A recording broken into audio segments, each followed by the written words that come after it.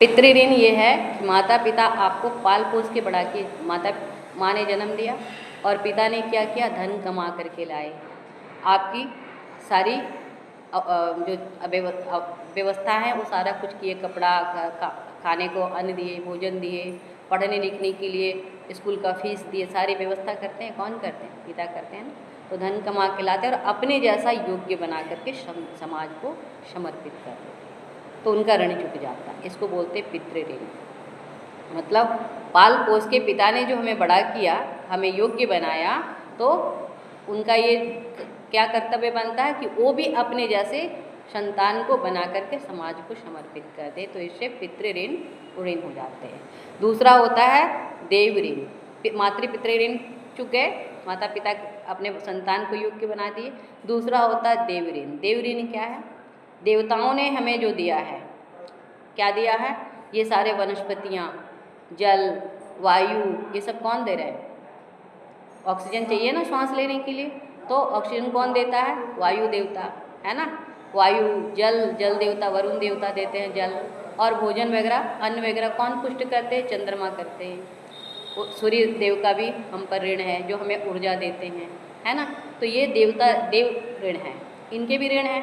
अब उनको चुकाने के लिए हमें क्या करना चाहिए? तो उनके योग्य काम करना चाहिए, उन्हें रोज नमन करना चाहिए, प्रणाम करना चाहिए, यज्ञ करना चाहिए, हवन करना चाहिए। इससे क्या होता है? देव ऋण चुक जाते हैं। और तीसरा है ऋषि ऋण। ऋषि ऋण क्या है? जो संत महात्मा सब जो हैं, ये उपदेश हमें करते हैं, हमें हमारे स्वरूप को बताते हैं, हमें बताते हैं कि तुम संसार में किस लिए आए हो। ज्ञान देते हैं, समझ देते हैं, बुद्धि देते हैं, और क्या देते हैं? हमें संसार में जीने का ढंग सिखाते हैं। तो उनके प्रति भी हमारा कर्तव्य बनता है, उनके ऋण को भी चुकाना चाहिए। कैसे चुकाएंगे हम? पता है कैसे चुकाएंगे?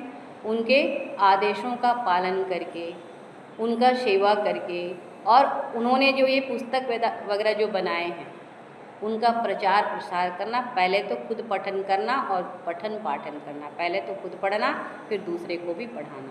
उससे क्या होता है? उनके प्रति हमारा ये ऋण चुक जाता है। तो 3 ऋण होते हैं, ये 3 ऋण चुकाना चाहिए।